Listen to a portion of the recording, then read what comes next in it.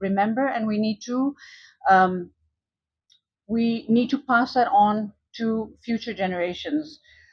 My father was a joker. At home, he loved telling jokes. He loved to make us laugh. He loved to tease my mother.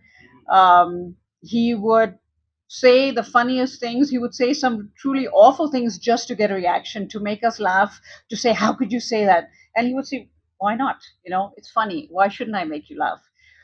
He,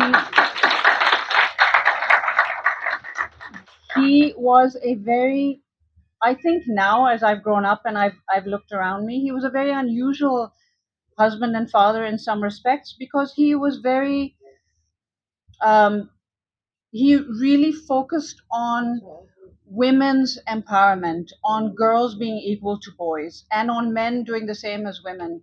When I was growing up, when we were living in Holland, my mother always cooked food during the week, but my father on the weekends used to take the time. He used to cook Pakistani food for us. My mother would have the weekend off. My father would cook, and my father loved food, and he loved cooking. He would be in the kitchen. He would make parathas. He would make keema. He would make dal. He would make halwa. We would eat halwa made by my father's hands, and we would love that.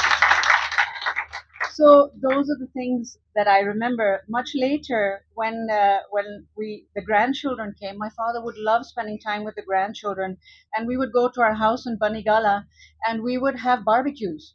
And my father would do the barbecuing. We would have the barbecue set up in the garden. My father would have the steaks, and he would be out there with all the grandchildren making the steaks, grilling the French bread, and making sure that we all sat together and we had a good time.